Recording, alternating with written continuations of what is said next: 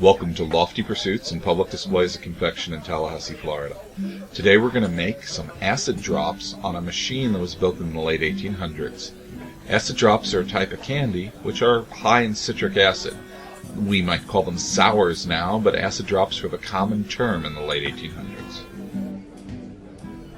The fruit drop roller we're using was made by Thomas Mills, and it has a date on the side of 1871.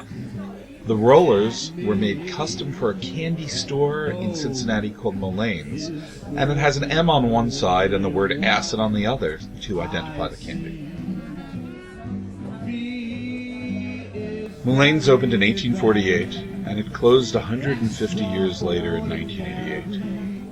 If you want to find out more about Mullane's, please watch our video on nectar drops. It's linked both here and at the end of this video.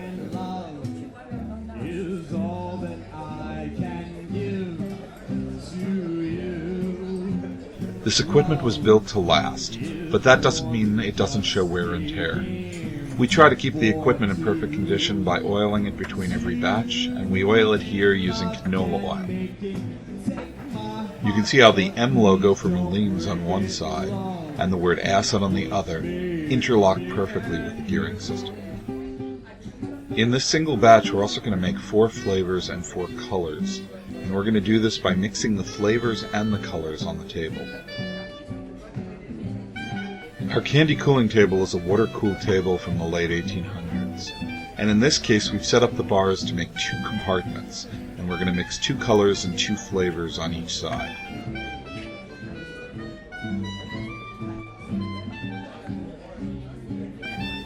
The candy that we poured on the table looks like it has water, but it's just molten sugars.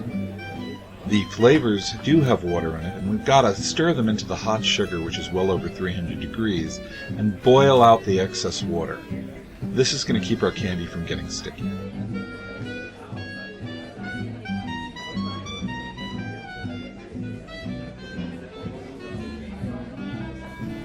Usually when we make candy, there's no connection between color and flavor. In this case, we've organized the flavors and colors to be specific. The yellow is lemon. The green is lime, the red is cherry, and the purple is blackberry.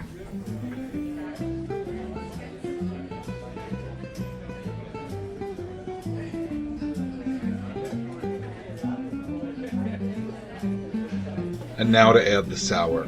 The white that we're sprinkling on is pure citric acid. And we'll make these candies not only tasty, but really tart.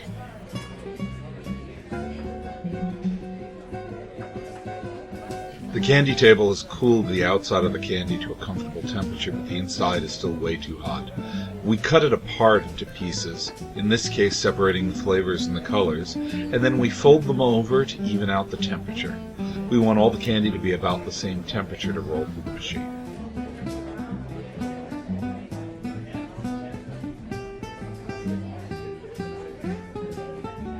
And the candy gets fed through the press. The candy's still molten on the way in, or at least partially molten, and the big heavy brass rollers quickly cool the candy and harden it on the way out. It's not completely hard, but when we lay it down on the table, it'll cool the rest of the way, hopefully without distorting the image.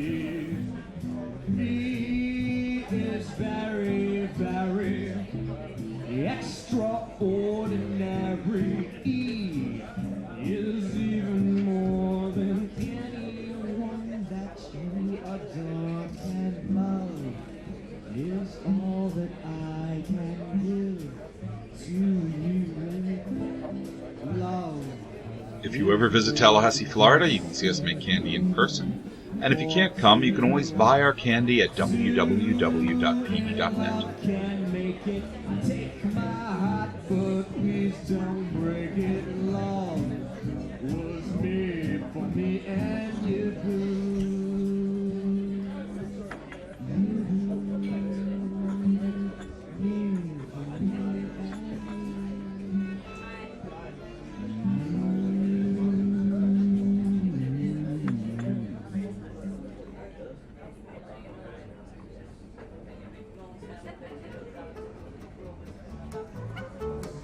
The hot sugar likes to stick to things about the same temperature, and as the batch goes through the rollers, The rollers themselves heat up, and the candy starts to stick to it.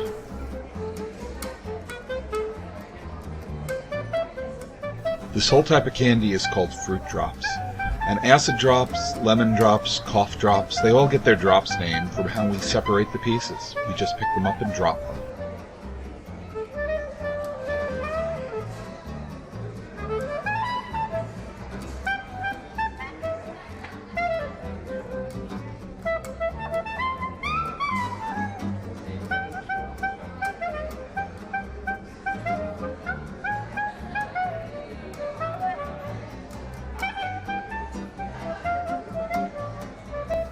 And then we sift out the bits of sugar that were connecting the bits of candy to leave the candies clean and smooth. And the most important part of the whole process happens, the taste test. For some reason, we never seem to have any trouble getting people to volunteer to help us with this part of the project.